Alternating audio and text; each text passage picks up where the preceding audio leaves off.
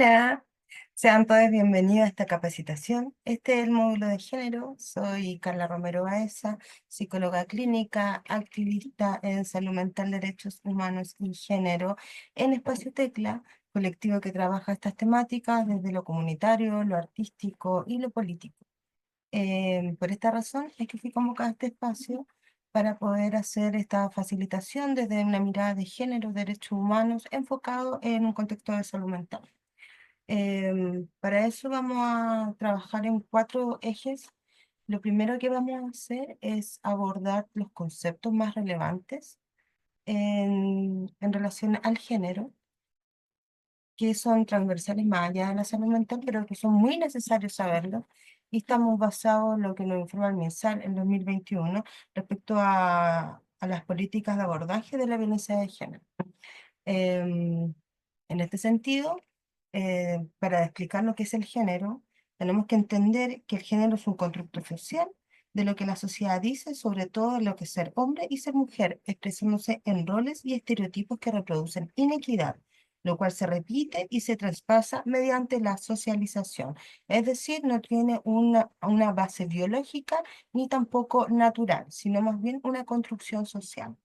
En ese sentido, la identidad de género, que la tenemos aquí al lado, refiere a las vivencias internas e individuales del género, tal como cada persona lo siente, lo cual podría corresponder o no con el sexo asignado al momento del nacimiento, incluyendo la vivencia personal del cuerpo. Es decir, la identidad de género es cómo la persona se siente, cómo la persona se define en relación al género. Es decir, el género no debería responder a un mandato, una determinación externa, sino es la misma persona quien debería identificar su propio género. En este sentido también se vuelve muy importante hablar de la orientación sexoafectiva. La orientación sexoafectiva se entiende como una atracción emocional, romántica, sexual o afectiva duradera hacia otros, que se diferencia de la conducta meramente sexual, porque se refiere a los sentimientos y al concepto de uno mismo.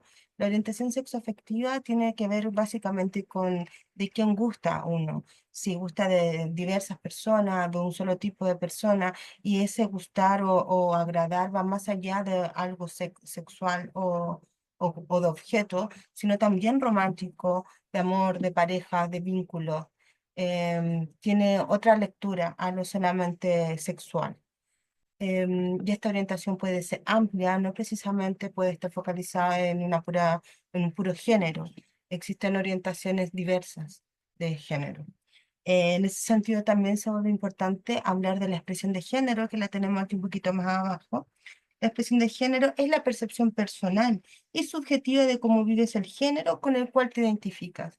Tiene que ver más cómo nos expresamos, la ropa, la apariencia, em, cómo mostramos quiénes queremos ser.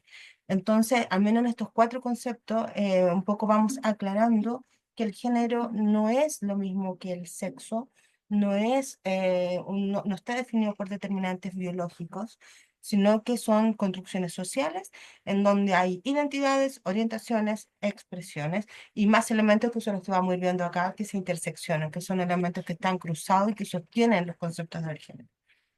Entonces, en ese sentido, se vuelve importante hablar de heteronormatividad, como tenemos aquí en el costado. Es una expresión utilizada, perdón, para describir o identificar una norma social relacionada con el comportamiento heterosexual, que se lo considera la única forma social válida de comportamiento. Esto tiene que ver cómo las normativas sociales presumen heterosexualidad como normalidad en la sociedad y se presume que desde ahí nos posicionamos y nos paramos. Em, Poniendo la posición homosexual como algo más inesperado o desviado, por decirlo así, como no parte de lo que se presume en la estructura social. Em, en ese sentido, también se vuelve importante hablar de sexualidad, el concepto de sexualidad. Es un aspecto fundamental de la vida humana que considera el sexo, las identidades de género, la orientación sexual, el erotismo, el placer, la intimidad y la reproducción. la cual se expresa por medio de pensamientos, fantasías, deseos, creencias, actitudes, valores, comportamientos, prácticas, funciones y relaciones. Es decir, la sexualidad es mucho más amplia que el sexo, implica todos estos elementos también que vamos hablando. O sea, estamos hablando y profundizando potentemente en sexualidades y en corporalidades. Ahí claramente hace mucho sentido hablar de patriarcado, que lo tenemos a este otro costado. Es sumamente importante entender lo que es el concepto de patriarcado para poder continuar sosteniendo estas intersecciones. Es una forma tradicional de organización social que tiende a ser la base de la desigualdad de género. Según este tipo de sistema, se le da más importancia a lo masculino que a lo femenino. Aquí ya estamos hablando de algo estructural, de cómo el sistema, o conjunto a la heteronormatividad que estábamos hablando, empieza a tener un peso de construcción social en donde esta identidad de género, esta posibilidad de venir en un género que no identifique, se empieza a mermar y a ser más difuso, porque empieza a haber una potencia bien fuerte de la heteronormatividad que en cierto modo naturaliza ciertos comportamientos entre lo femenino y lo masculino, lo estandariza y lo establece como lo válido. Y esto se conecta claramente con la estructura del patriarcado y va en este funcionamiento de engranaje. Entonces aquí se vuelve importante también que hablemos de género no conforme, que es lo que aparece acá arriba. ¿Qué entendemos como género no conforme? Son personas que no siguen las ideas o estereotipos sociales impuestos acerca de cómo se debe actuar o expresarse según su género.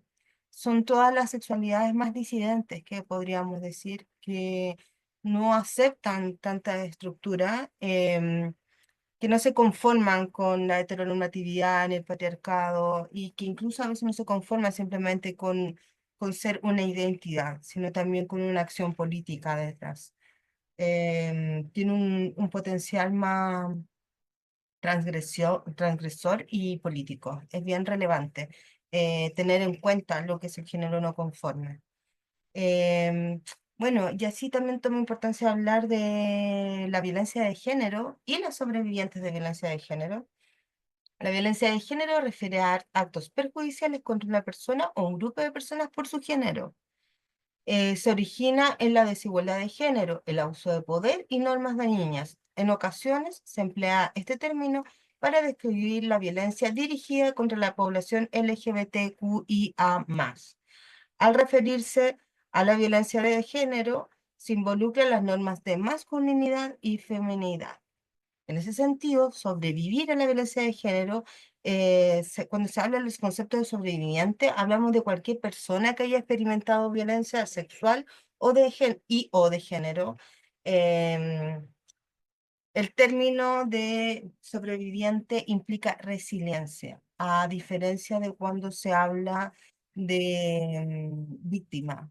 Tiene un poder mucho más, o sea, tiene un valor mucho más empoderado el sobreviviente. Es como pasé este proceso y ahora estoy en otro proceso de mi vida construyéndome en base a esto, pero también a pesar de esto. Que es muy distinto al ser víctima porque te da una característica más pasiva, menos de agencia de tu propia vida. Eso.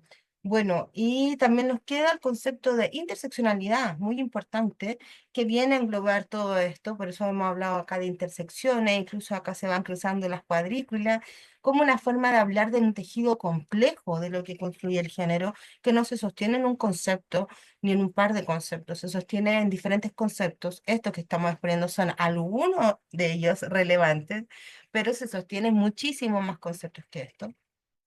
Entonces, en ese sentido, la interseccionalidad es una reflexión crítica que considera racialización, clase, género, sexualidad, etnicidad, nación, habilidad, edad, etcétera, en tantos fenómenos construidos que sostienen desigualdades sociales complejas. Entonces, básicamente la interseccionalidad viene a dar cuenta de la complejidad de los fenómenos sociales. En este sentido, viene a dar cuenta de la complejidad del género, de cómo para que haya una construcción del género hay muchas cosas que se mezclan.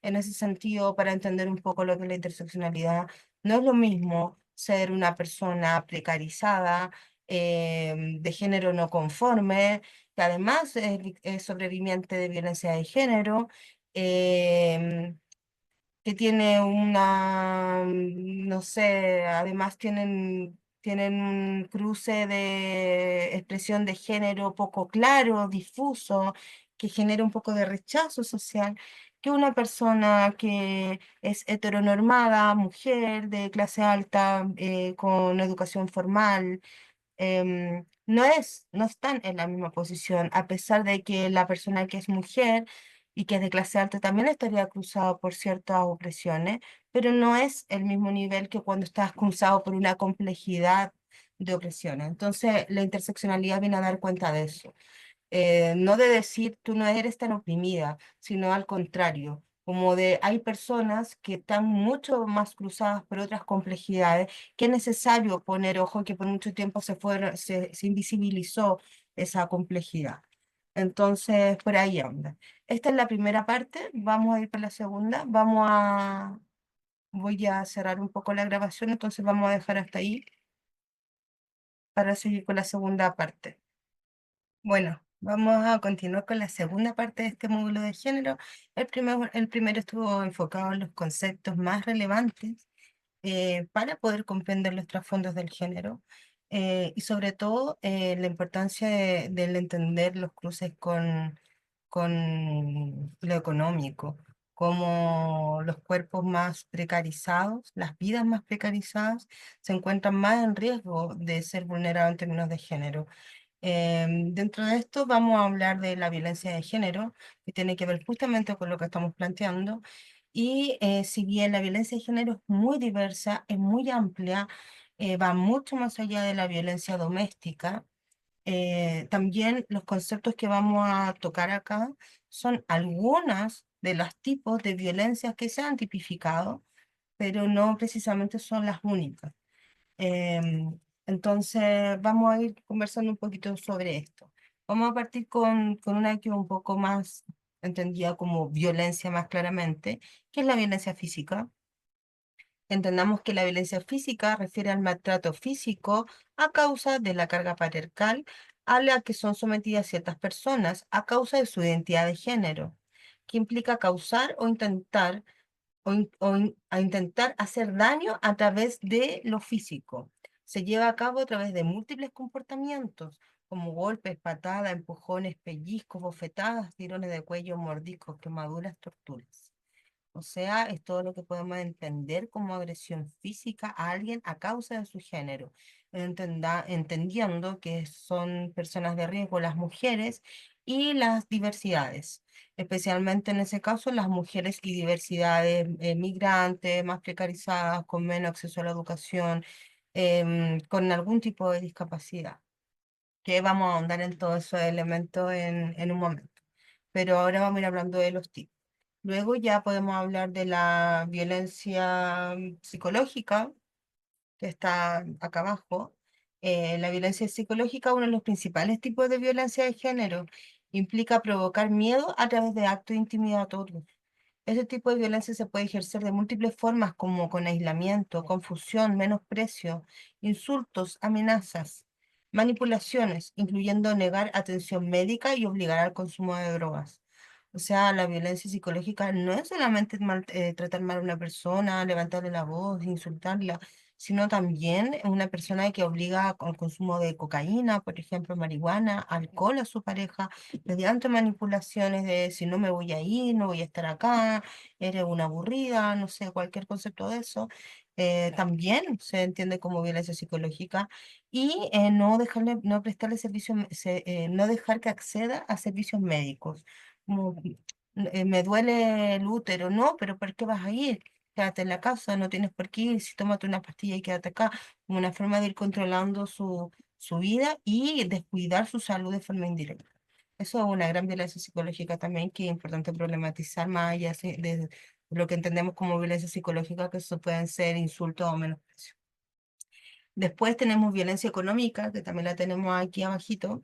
La violencia económica implica tanto no dejar trabajar a una persona a causa de su género y por tanto someterla a dependencia económica, utilizando esta dependencia como forma de manipulación, control y humillación, pero además puede implicar apropiación intelectual y patrimonial, el robo de dinero, explotación laboral y sobredemanda económica.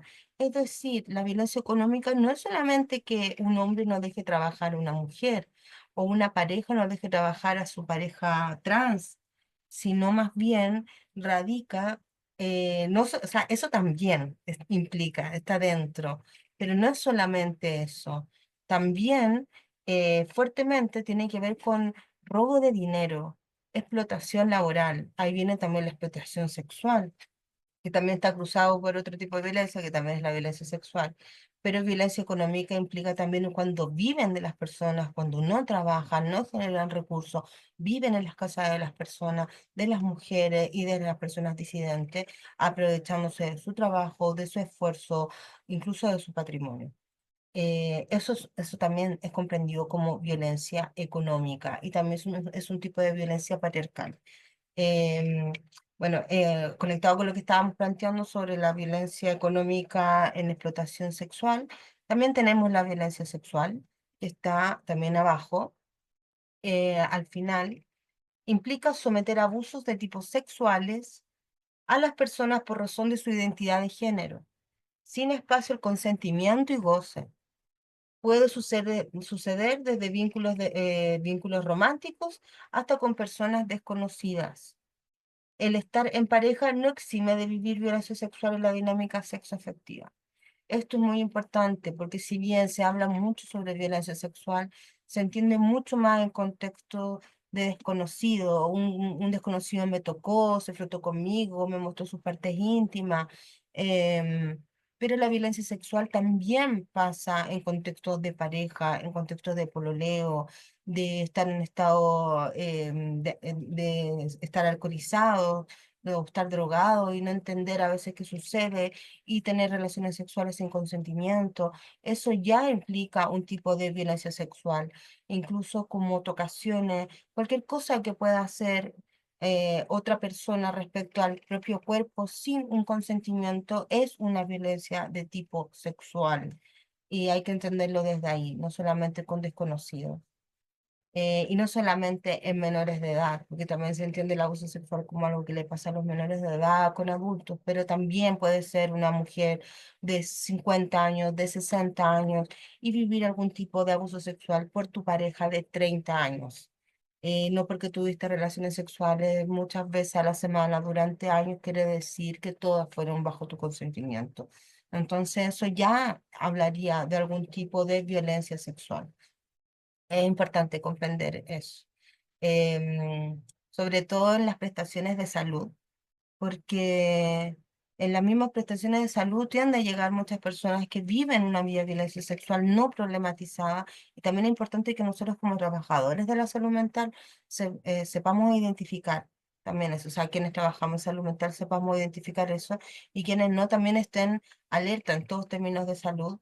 em, ¿Qué sucede con la violencia sexual y la naturalización a veces en la misma persona y en su mismo discurso de la violencia sexual? En términos de violencia laboral, también es muy importante, también a veces cruzado con el tema de la violencia sexual. eh, la violencia laboral es la violencia que se vive a causa de la identidad de género en cualquier lugar o puesto de trabajo, que puede expresar desde formas muy sutiles hasta otras muy concretas y puede provenir de pares o autoridades. Es decir, la violencia laboral es parte de estar siendo agredido por tu identidad de género o por tu expresión de género o por cualquier cosa que tenga que ver con tu género en tu lugar de trabajo. También pasa en contextos de prestaciones de salud. No nos exime el estar trabajando en prestaciones de salud de vivir algún tipo de violencia laboral, incluso cruzado con violencia sexual. Por eso es tan importante que lo entendamos nosotros mismas, perdón, y también en otras. Em, Tanto como por las personas que van a llegar al espacio, como para poder analizar nuestra propia posición, porque estamos siendo siempre, en la medida que somos mujeres y disidencias, estamos siendo siempre sujetos de posible vulneración de derechos. Bueno, acá también tenemos la violencia política, que es un tipo de violencia muy relevante, sobre todo con la historia que tiene Chile. em, refiere a la dificultad que experimentan mujeres y diversidades respecto a su participación política, tanto en términos de representación como de participación. O sea, todas las afectaciones que puedes vivir por tu género, tanto para tomar una posición de tu representar y tener un cargo político, como para también dar tu opinión. Y que esa opinión tenga una misma valía que la de los demás. No quiere decir que por género no vas a poder acceder a cargos públicos, ni tu opinión no va a ser tomada, ni no puedas votar, pero implícitamente a veces hay una construcción que puede llegar a mermar tu participación, que puede llegar a mermar tu representatividad también. Entonces es muy importante tener esto conceptualizado para poder entenderlo, porque va pasando también en esferas más finas, es menos obvio que la violencia física. Entonces también es importante ir problematizándola.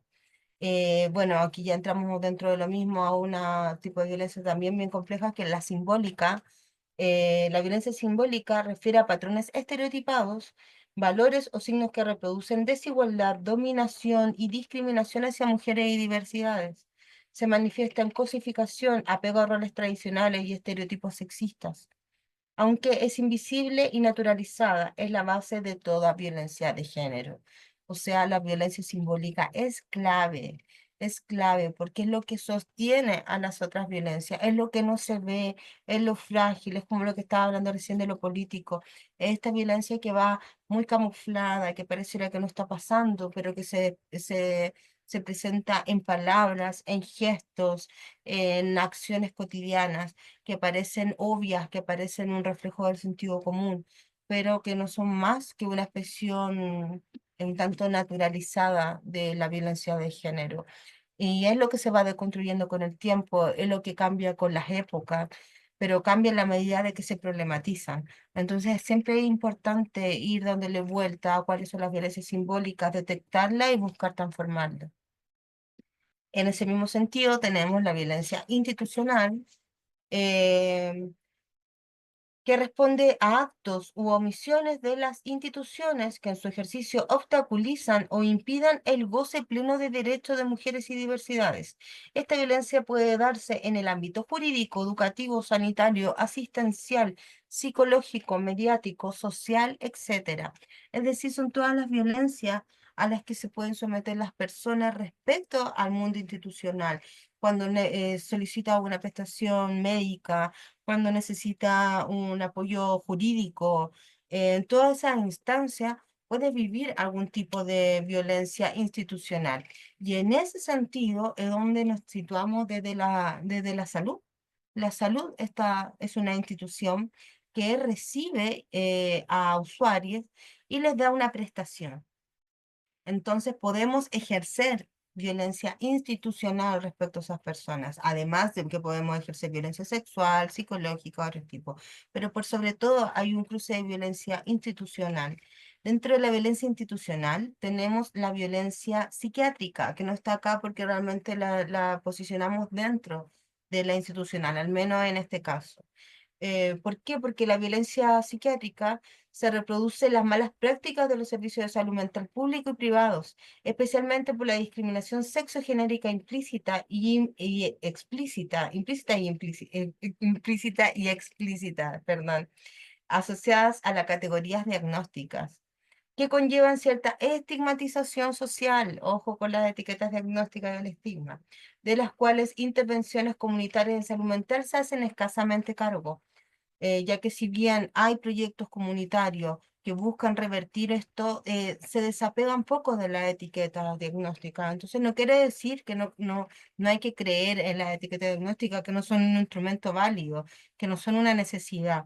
Pero hay que tener ojo con la carga estigmatizante que puede tener y cómo manejamos esa información. La ética con que manejamos la información diagnóstica es muy, muy, muy relevante.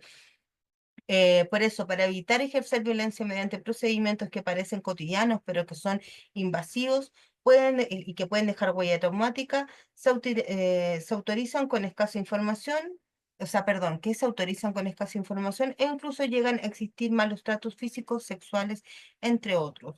Entonces, se vuelve muy relevante entender que dentro de la violencia institucional que podemos ejercer sobre las personas está la violencia psiquiátrica, que es mediante una etiqueta diagnóstica vulnerar em, la adaptación social de la persona, dañar su autoestima, dañar su inserción, dañar sus propias libertades incluso, que eso es muy clave. Y que hasta el día de hoy, a pesar de que existe una problematización más potente sobre el mundo psiquiátrico y que quizá los servicios de salud mental no se pretende hacer un daño dando una etiqueta diagnóstica, sino incluso orientar al usuario para que pueda tener otro tipo de manejo de su problemática. Sí, quizás falta problematizar un poco más en qué manejo se le da esa información, a quién se le dice, a quién no, los cuidados que se deben tener respecto a su información. No es menor decirle a alguien que tiene esquizofrenia y que sea una mujer que además está siendo agredida. No es menor que una persona tenga que medicalizarse por violencia de género. Entonces hay que ir haciendo ciertos quiebres respecto a lo que es la violencia psiquiátrica. Y bueno, todo lo que ocurre también en la internación hospitalaria, los abordajes que se hacen, que no siempre son agradables, que incluso a veces tienen una carga traumática para el usuario, más allá de que quizá a veces necesita una contención, la carga traumática que puede implicar eso. Entonces hay que tener mucha ética en cómo se aborda, sobre todo cuando hay un cruce de género. Bueno, aquí vamos a cerrar un momento y vamos a seguir con el tercer bloque a continuación. Bueno, ahora vamos a continuar con la tercera parte. Recuerden que vamos a dividir en cuatro partes este módulo de género.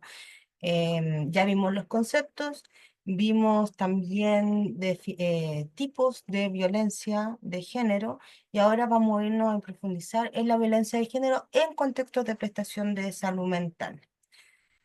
¿Por qué? Porque a la prestación de salud mental no solamente llega un tipo de persona, sino que, como vimos anteriormente, hay muchas mezclas, intersecciones que llegan, hace que lleguen al espacio de salud mental diferentes tipos de personas y que en relación a ellos sufren diferentes tipos de vulneraciones en salud mental a las prestaciones.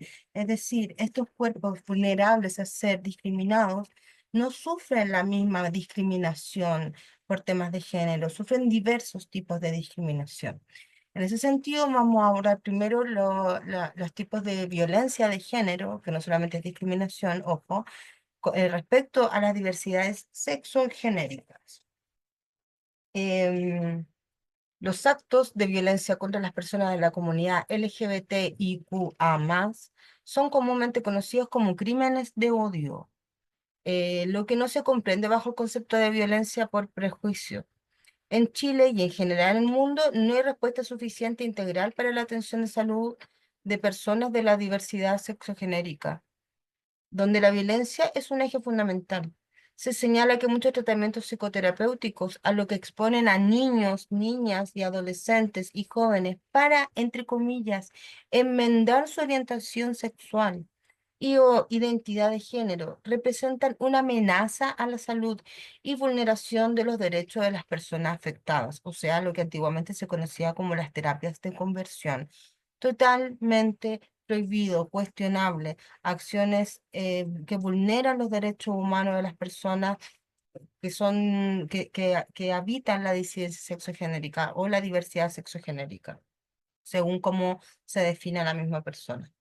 En ese sentido, la Comisión Interamericana de Derechos Humanos recomienda a los estados realizar las modificaciones necesarias a su legislación y políticas para prohibir procedimientos médicos innecesarios en niños, niñas e intersex cuando sean realizados sin previo consentimiento, libre e informado, exceptuando aquellos casos de necesidad o riesgo médico. ¿Ya? O sea, es sumamente importante que no se sometan a niñas, a adolescentes, adultos a procedimientos contra su voluntad y que también estén contra su propia identidad de género. Esto no es tan, suena un poco descabellado, pero a la vez no es tanto. Al cierre voy a hablarle un poquito más sobre eso, sobre mi propia experiencia al respecto, pero sí les puedo dar luces de que yo soy una persona sobreviviente a ese tipo de vulneraciones de derechos y que sí puedo dar fe de que es muy importante problematizarlo. Em, bueno, en torno a niñeces y adolescentes. Una caracterización de los tipos de violencia que puede sufrir un niño o un adolescente o un joven, una joven, según el Comité de los Derechos de Niños son descuidos, trato negligente, violencia mental, física, castigos corporales, abuso, explotación sexual, tortura, tratos o penas inhumanas, violencia entre niños, autolesiones, prácticas perjudiciales, violencia en los medios de comunicación, violencia por medio tecnológico de la información y la comunicación, violaciones de los derechos humanos, violaciones de los derechos de los niños. Incluso pueden interseccionarse entre sí, o sea, no quiere decir que por habitar uno de esas vulneraciones no vas a habitar otra. Hay niñas que lamentablemente tienen un gran cruce de estas vulneraciones. Em, es importante destacar que el género y la edad inciden en la expresión y magnitud que alcanza la violencia, no es independiente de la edad. Especial atención se debe tener con los fenómenos de revictimización que se puede ejercer en los dispositivos salud mental si no hay un abordaje adecuado, ético y enmarcado en la protección de los derechos de los niños, las niñas y les niñas. ¿Por qué es tan importante hablar sobre revictimización? Porque de repente en las instancias de prestar un servicio no nos damos cuenta que el abordaje que estamos teniendo, incluso a veces por la falta de rigurosidad teórica o por la falta de conocimiento, tomamos acciones sobre la persona que está sufriendo, sobre este niño, sobre este adolescente que está siendo cruzado por alguna problemática psicosocial. Y el abordaje que se le da es totalmente errado. A veces los abordajes que se dan en abuso, el preguntar una y otra vez, el presionar, el no creer, el cuestionar. A veces lo que pasa en la violencia física, que llega alguien con algún trauma de violencia y se le habla de forma brusca, no se tiene un tino, un cuidado con la información, no se hacen las preguntas adecuadas, se da información a que no se le debe dar, se filtra información a la escuela. Todos esos elementos constituyen prácticas graves.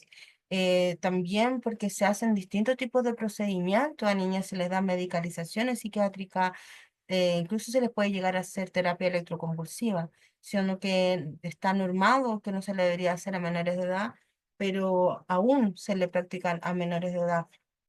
Entonces es sumamente importante tener los cuidados éticos.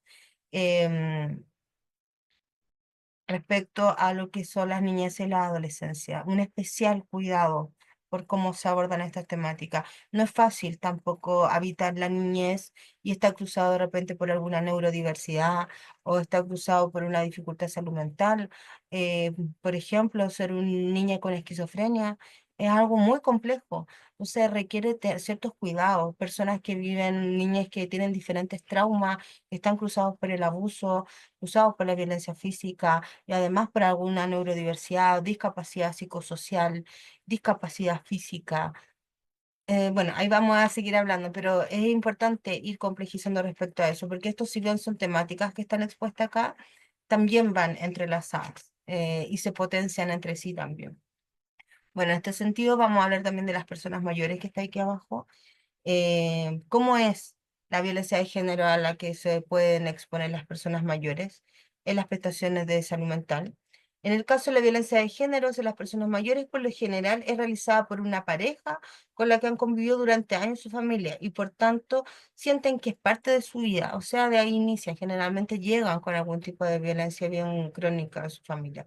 Paralelamente, muchas mujeres adultas mayores son cuidadoras principales de sus parejas y los cambios en el estilo de vida del maltratador y la sobreviviente de violencia pueden ser factores que influyen para escalar la violencia de género. O sea, muchas veces estos mismos cuidados a los que someten a sus violentadores son los mismos que las tienen como condenadas, amarradas a este violentador. Estos cambios pueden estar vinculados a la jubilación, depresión, movilidad limitada, enfermedades físicas y mentales, alcoholismo y la pobreza. Por eso se requiere tener un enfoque específico, tanto en la concientización de las víctimas de lo que están viviendo, porque muchas veces van a llegar a la prestación sin entender que están siendo sobrevivientes de violencia de género. Entonces, eso es bien importante en la prestación de salud con perspectiva de género. No solamente que la persona traiga la necesidad explícita de ser sobreviviente de violencia de género. Muchas veces también hay que ayudar a construirle esa posición de sobreviviente. Muchas veces no va a venir la persona clara de que está sobreviviendo a violencia de género. Em, por eso es importante dar información sobre los derechos, los recursos de protección y todos los apoyos disponibles en la atención de salud. En el espacio intersectorial, la política integral del envejecimiento positivo para Chile entre el 2012 y el 2025, en el Servicio Nacional del Adulto, es decir, el SENAMA, contempla en el objetivo número 8 el disminuir la prevalencia de maltrato activo o pasivo contra personas mayores. Y el objetivo número 9 busca aumentar el acceso a la justicia que tienen las personas mayores como titulares de derechos, lo que se vincula con las violencias para las mujeres adultas mayores. O sea, hay toda una normativa importante para sostener la adultez mayor y los derechos de la adultez mayor. Como en la prestación de salud es muy importante que se tenga presente estos elementos, tanto como para no revictimizar, como en el caso de los niños, como también para poder darle esa información y saber qué redes activar también. Si, pucha, quizás necesito un abogado urgente, no me estoy dando cuenta, y necesito activar una red en relación a algún abogado que trabaje con perspectivas de género y pueda ayudar a esta persona. Ir activando según lo que la persona necesite también en relación a sus derechos. Em, bueno, el caso de las personas migrantes, específicamente las mujeres migrantes y las personas disidentes o de las diversidades sexogenéricas. Ser mujer, migrante o refugiada implica la suma de otras discriminaciones a las que ya existan por solo ser mujer en Chile, como la percepción estereotipada con el color de la piel. Ante ello es primordial reconocer que los procesos migratorios son un fenómeno actual y de larga data, que resulta necesario visibilizar, y si bien mujeres y niñas obtienen algunas de las medidas para prevenir, sancionar, atender y erradicar la discriminación y la violencia en el ejercicio de sus derechos, queda mucho por avanzar. Es decir, hemos ido como sociedad haciéndonos cargo, la institucionalidad también, han ido pasando los gobiernos, se han ido reflexionando cosas, pero aún nos quedan muchos desafíos al respecto para trabajar respecto a la integración de las mujeres migrantes y sus propias problemáticas también, el estigma también que se carga respecto al ser mujer migrante. Bueno, y asimismo con la población LGBTQI+, que también están expuestas a violencias específicamente también sexuales en estos espacios de migrar. Por eso que en particular las mujeres en situación migratoria no regularizada están más expuestas a dificultades de salud física y mental. Tienen menos opciones de empleo, están más expuestas a explotación y abuso sexual, enfrentando mayores riesgos de ser víctima de trata de persona, enfrentar violencia sexual durante el viaje o en su nuevo lugar de trabajo, en especial públicos e incluso por los propios familiares a su llegada. Y asimismo las personas LGBTQI+, que están expuestas a todas las violencias que tienen que ver como con estos viajes migratorios, estos entre comillas coyotes, que a veces les hacen prestaciones de traslado por servicios sexuales, en donde básicamente hay abuso, explotación y una gran violencia de género detrás. O sea, obviamente una persona que necesita viajar por necesidad no está igualmente expuesta si un hombre heterosis que una mujer o una persona de las diversidades sexogenéricas. Entonces hay que tenerlo muy presente también en las prestaciones de salud para saber cómo, con quién estamos tratando, qué necesidad trae, no cubrirla de prejuicios, no todo lo que traen simplemente idiosincrático, también a veces traen un componente, una carga del mismo viaje, del traslado que les hizo tener ciertas consecuencias traumáticas porque han sido vulnerados sus derechos. Entonces hay que ser muy cuidadosos también nuevamente con la revictimización para no juzgar, para no discriminar de forma implícita, que a veces por falta de problematización no nos damos cuenta y sin la intención de discriminar, terminamos discriminando a una persona por razón de migración y género. Em, bueno, también es importante quizá esbozar un poco sobre que las masculinidades también tienen un potencial de ser violentado, de vivir violencia de género en salud mental. Pero no todas las masculinidades, claramente tienen que ver con las masculinidades no hegemonizadas, o sea, con este otro tipo de hombres, cuando se les demanda esta masculinidad acérrima y todo desde la misma institucionalidad. Entonces, también el ser hombre contiene una carga importante y asimismo a los hombres que han ejercido violencia de género, hacer un trabajo también. También es importante no simplemente como sacar de los sistemas de salud, sino hacer también un abordaje hacia ello, trabajar sus representaciones, su idea, todos estos elementos. Entonces la prestación de servicio de salud no debería simplemente segregar a este hombre agresor de los espacios, sino que también debería facilitar un espacio de capacitación, de psicoeducación para que pueda haber un cambio en esa persona, entendiendo que apostamos por los cambios, que no estamos pensando en que hay personas buenas y personas malas, sino que también hay que ir trabajando los elementos, lo cual no quiere decir que estemos todos, todas y todos preparados para trabajar con agresores, que cada uno tiene sus propias susceptibilidades al respecto de su propia historia, pero sí es importante y está contemplado en el trabajo psicosocial y comunitario al menos, hacer abordajes con agresores, obviamente no en conjunto con las sobrevivientes de violencia, pero sí es importante también abordarlo. Eh, bueno, y aquí viene ya un punto más robusto que el de personas con discapacidad. Aquí no, nos vamos a ampliar un poco más para hablar porque es lo que más nos convoca. Hoy día no quiere decir que el otro no, pero todos los otros cruzados para acá es lo que un poco más nos convoca en este espacio. Según el artículo 1 de la Convención sobre los Derechos de las Personas con Discapacidad, se entiende la discapacidad como el efecto social entre la interacción de las deficiencias que experimenta la persona con el entorno social y material presente. Es decir, no es el problema en sí en la persona, sino cómo ese problema interactúa, cómo es resuelto, cómo es acogido por la comunidad. Em, en donde las mujeres con discapacidad son un grupo heterogéneo, no son un grupo de discapacidad, puede estar cruzado por todos estos elementos y por muchos otros, incluyendo a mujeres indígenas, refugiadas, privadas de libertad, tanto en cárceles como en hospitales, en situación de pobreza, diferentes orígenes étnicos, religiosos, raciales, con discapacidades múltiples, mujeres lesbianas, bisexuales, transexuales, intersexuales, también personas con trastornos físicos, trastornos psicosociales, intelectuales, sensoriales. Está cruzado por todo eso. Entonces no es menor. Entender que una persona, además de tener una discapacidad, además es mujer, además es migrante, además puede ser una persona mayor, etcétera.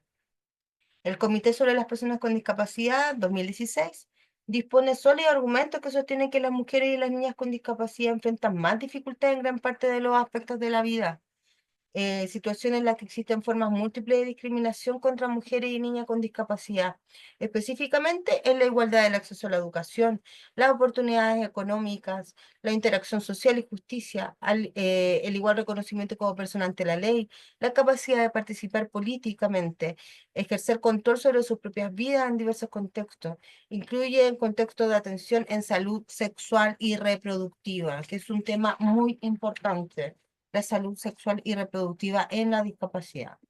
En Chile, las mujeres con discapacidad presentan una probabilidad 2 o 3 veces mayor de experimentar situaciones de violencia en comparación con las mujeres sin discapacidad. Ojo con eso, ya sea por parte de sus familiares, parejas, cuidadores, instituciones.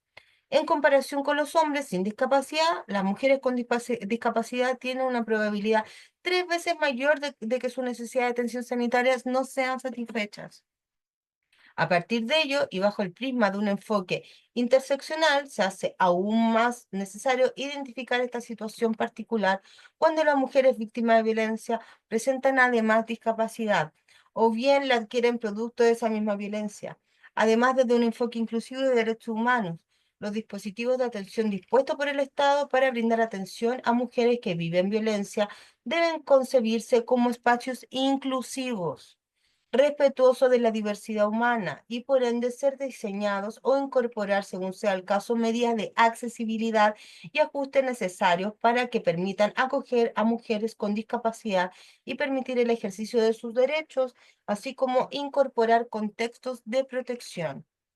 La accesibilidad, un tema muy importante y que por más que se problematiza, todavía falta mucho para que sean todos los espacios con una accesibilidad para las personas con discapacidad.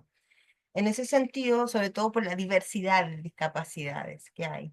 En ese sentido, el riesgo de explotación, violencia y abuso que puede verse propiciado por estereotipos que aumentan el riesgo de sufrir violencia, como la infantilización, juzgar la capacidad para tomar decisiones, percibirlas como asexuadas o hiperactivas sexualmente, entre otras creencias.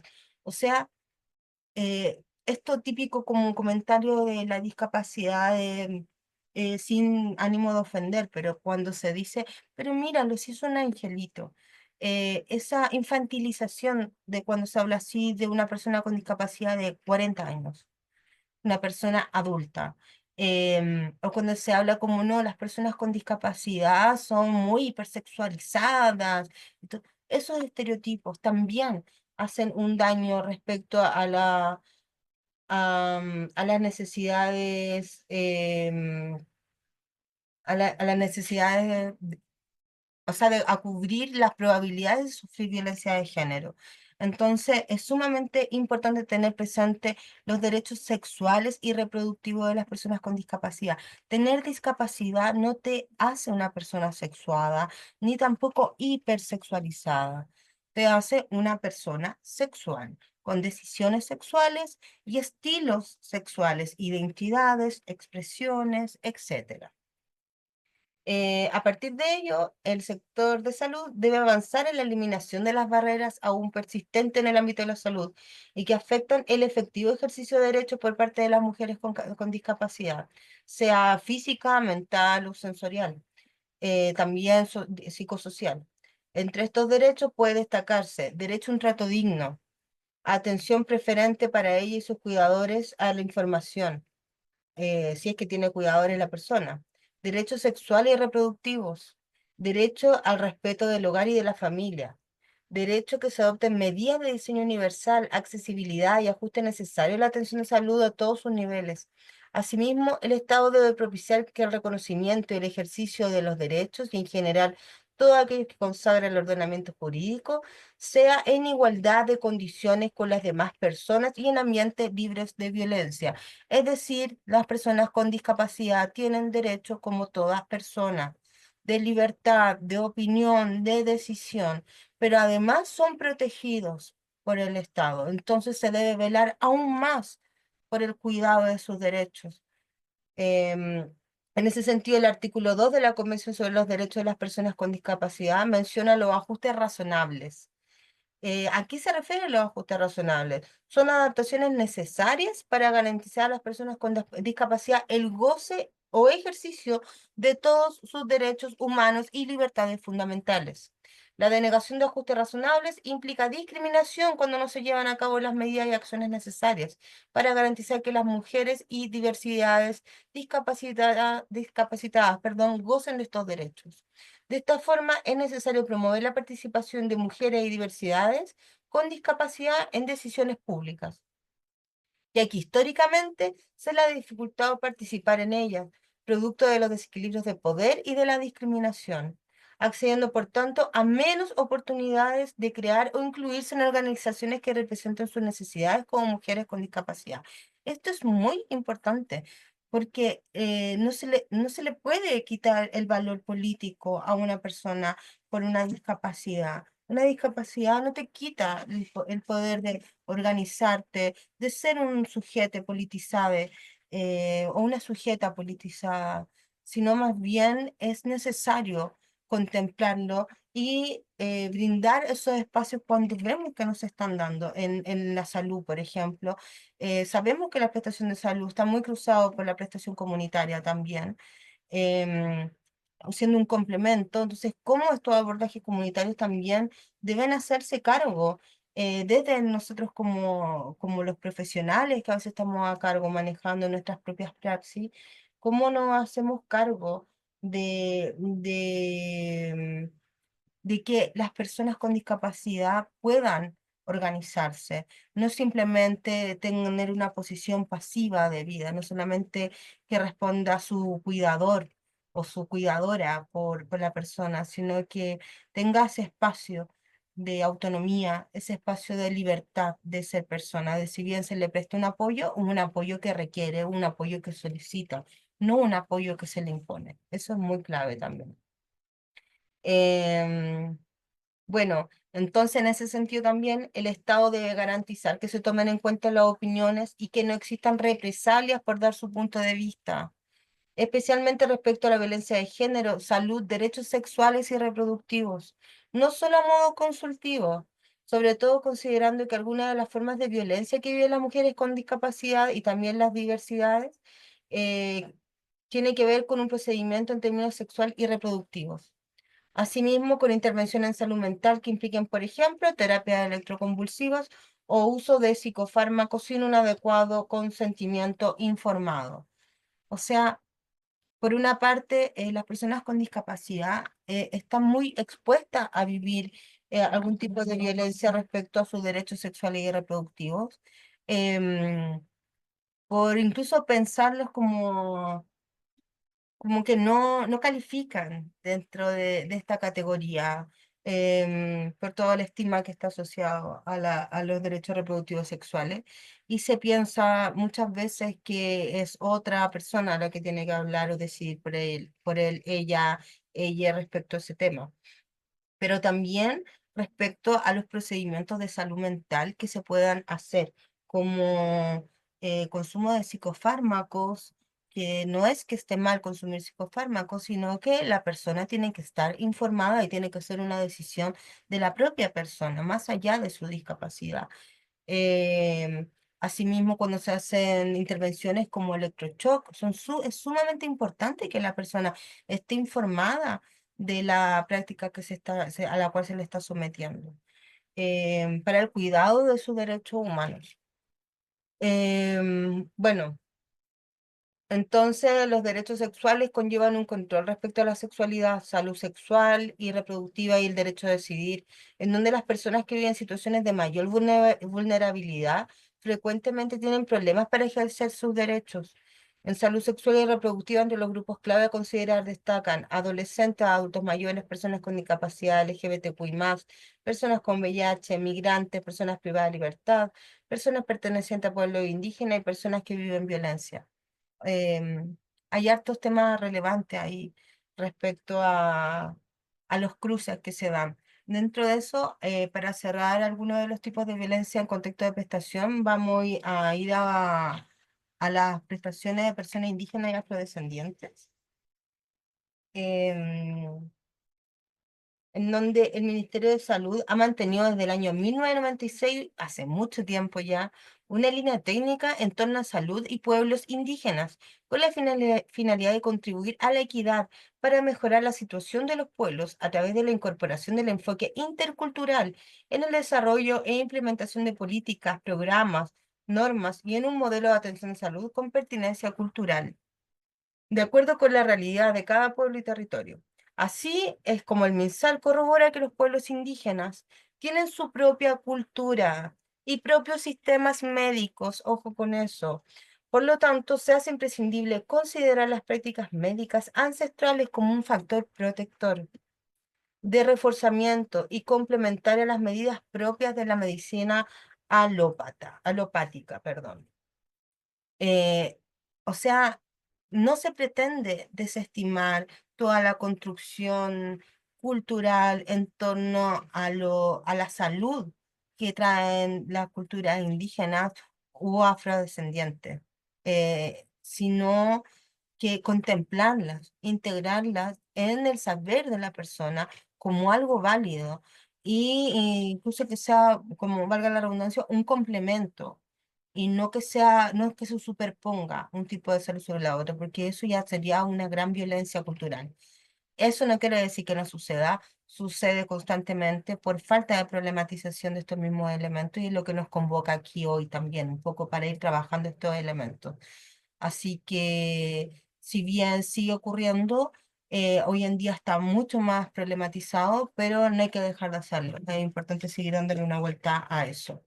Entonces, bueno, así son todas estas, algunas de las que estamos exponiendo, violencia de género que se pueden dar en el contexto de prestación de salud mental y que además se entrecruzan entre ellas. Vamos a volver, vamos a cortar aquí para hacer la cuarta parte y final. Em, bueno, vamos a regresar ahora con nuestro módulo de género. Ahora nos toca la última parte, la parte más reflexiva de todo. Ya vimos los temas más conceptuales, más relevantes, y ahora vamos a ir a complejizar un poquito. Hay que entender que desde la perspectiva de desafío y oportunidad en relación de género y discapacidad psicosocial, eh, existen diferentes miradas que la amparan y que lo sostienen también. Dentro de eso está la Ley de Reconocimiento y Protección de los Derechos de Personas en Atención de Salud Mental del 2021. En esta línea, en el artículo 1, se establece que esta ley tiene por finalidad reconocer y proteger los derechos fundamentales de las personas con enfermedad mental, discapacidad psíquica o intelectual, en especial su derecho a la libertad personal, a la integridad física y psíquica, al cuidado sanitario, a la inclusión social y laboral. Por otra parte, en cuanto a lo establecido en el artículo 3 de esta ley, se sostiene que el reconocimiento de la persona de manera integral debe considerar sus diferencias, sus diferentes aspectos, el respeto por la dignidad, su autonomía, la libertad de cada persona, igualdad ante la ley, aceptando las diversidades, salud mental de acuerdo a las determinantes sociales, participación e inclusión social, respeto por los derechos de de las niñeces, oportunidades de acceso a prestaciones de salud mental y derecho a no recibir tratos crueles o degradantes.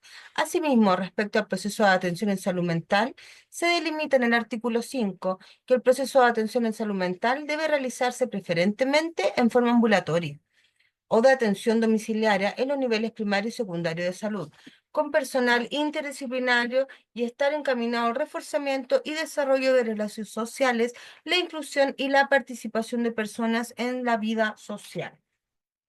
O sea, sostiene todo lo que tiene que ver con participación, prestación, todo lo que implica en sus derechos como usuario, más allá de género, pero termina cruzando el género a ser un determinante social de, que llega a la prestación de salud. Entonces, es muy atingente en ese sentido. Luego en este sentido, ahora vamos a hablar del Plan Nacional por el Derecho a la Vida Libre de Violencia de Género para Mujeres, Niñas y Diversidades del 2023. Este plan plantea que se abordan las diversas expresiones de violencia de género y los contextos en que ocurre. También contempla la injusta división sexual del trabajo y sus consecuencias en los imaginarios y representaciones sociales de mujeres y hombres regido por una sociedad patriarcal que subordina a mujeres y diversidades, existiendo asimetría de poder y violencia estructural, invisibilizada y normalizada. Por ello es que este plan del 2023 fortalece la interpretación desde un enfoque interseccional, ya que existen dimensiones que hacen más complejo el abordaje y la respuesta estatal, siendo necesaria una mirada íntegra y de abordaje intersectorial, considerando todos los niveles del Estado, central, regional y local. Así también se le releva importancia a las organizaciones de la sociedad como organizaciones de mujeres, feministas y diversidades sexuales. Por ello es que este plan propone cuatro ejes temáticos relevantes. Uno, violencia de género contra las mujeres, mujer y trabajo, mujer y participación política y mujeres y derechos reproductivos. Son esos cuatro ejes los más relevantes que plantea acá, de necesidades como de tener desafíos en relación a esas cuatro líneas, ¿ya? Entonces, nuevamente nos encontramos con los derechos sexuales y reproductivos, que son ejes fundamentales, con los aspectos políticos, con la violencia de género y con el trabajo, con esos cuatro ejes relevantes en torno al género. Además, el plan se basa en un enfoque de derechos humanos reconocido en diferentes convenciones y tratados internacionales, en donde se afirma el carácter indivisible, interdependiente, inalienable y no negociable de los derechos humanos de las mujeres y diversidades, tanto respecto a derechos individuales como a derechos colectivos y de desarrollo. Esto lo plantea la ONU respecto a derechos internacionales. Respecto a las organizaciones comunitarias, y aquí ya viene un tema que es lo que planteamos aquí en el tercer punto, que son las organizaciones comunitarias. Es sumamente importante comprender el protagonismo en base a esto mismo que se configura de la Ley de Reconocimiento y Protección de los Derechos de los Usuarios, y el Plan por el Derecho a la Vida Libre de Violencia de Género para Mujeres, Niñas y Diversidades. Contemplar que las organizaciones comunitarias vienen a tener un rol fundamental eh, en estas transformaciones estructurales necesarias que se están plasmando. En ese sentido, el apoyo, bueno, respecto a las organizaciones comunitarias autogestionadas, se puede decir que estas contribuyen a la mejor calidad de vida de las mujeres que participan en ellas, sin descuidar la atención física y psicológica en los casos que se requiera.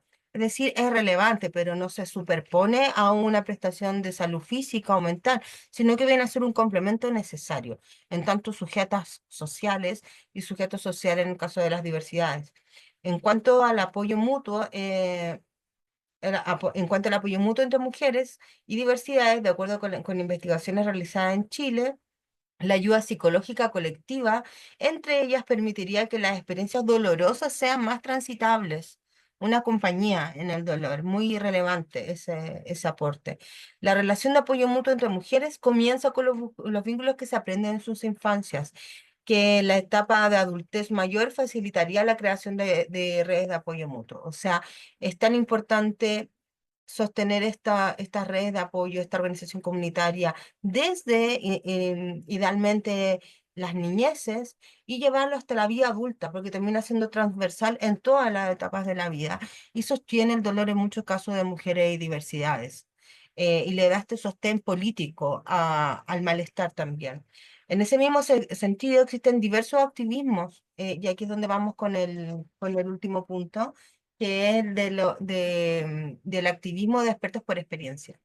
Eh, en este sentido, existen diversos activismos en Chile sin fines de lucro que buscan velar por los cuidados en salud mental y discapacidad psicosocial desde una perspectiva de género, que siguen contribuyendo a que no se invisibilice la vulneración a los derechos humanos y fundamentales en las prestaciones de salud física, mental, sexual y reproductiva a mujeres y disidencias, considerando como protagonistas las narrativas de las propias expertas por experiencia, más allá del saber profesional y multidisciplinario, lo cual no quiere decir que lo niegue, sino que va más allá, es otro elemento, otra complejidad. Em, es una esfera más politizada, es un pleno ejercicio de la libertad y autonomía de mujeres y diversidades, que a su vez en muchos casos se encuentran articulados con activismos internacionales que velan por la protección de los derechos humanos en salud mental, pues, según las Naciones Unidas, la participación de los expertos por experiencia son clave en los procesos que sustentan las transformaciones en los dispositivos de salud mental. O sea, esta necesidad de cambio, de tomar en consideración las narrativas, la experiencia de quienes están cruzados por discapacidad psicosocial y algún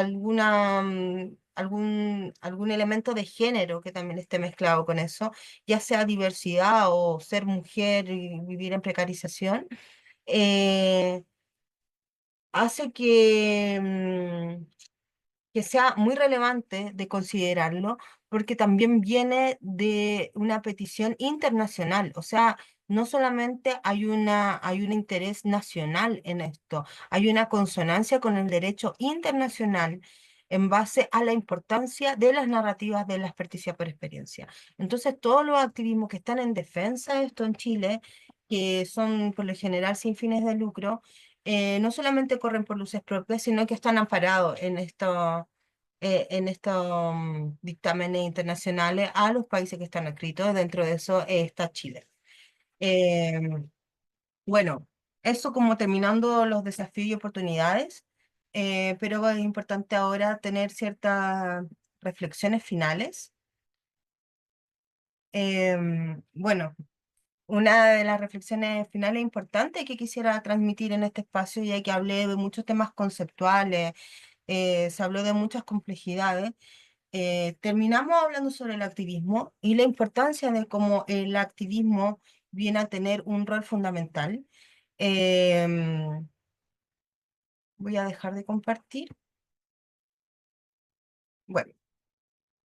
Entonces, como les planteaba, el activismo tiene un rol fundamental en la protección de los derechos de personas con discapacidad psicosocial cruzadas por el género.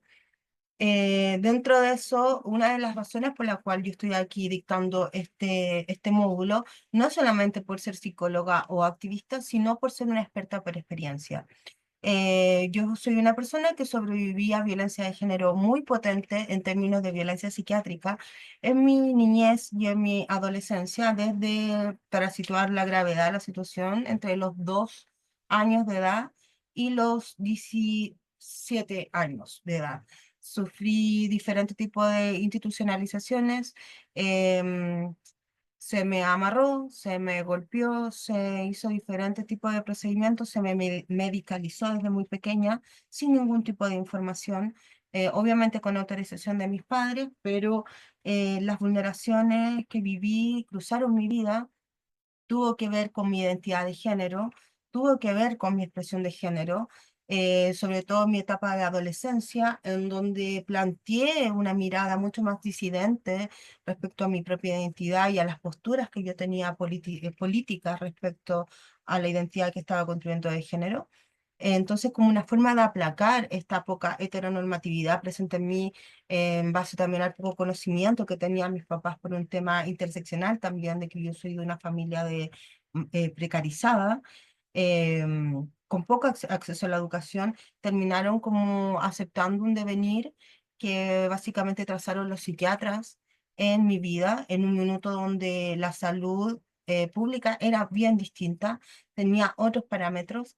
Em, entonces viví bastante violencia psiquiátrica, tengo esa experiencia, estoy cruzada por esa historia y es por eso que me convierto en activista en salud mental, es por eso que termino mi estudio de psicología y que hoy en día estoy planteando estas miradas porque me cruza en mi propia vida y siento necesario generar esta reflexión en donde también pensemos que tanto nosotros como trabajadores de salud mental también estamos cruzados por esta historia. ¿Qué pasa con nuestro género? ¿Qué pasa con el género de nuestros hijos?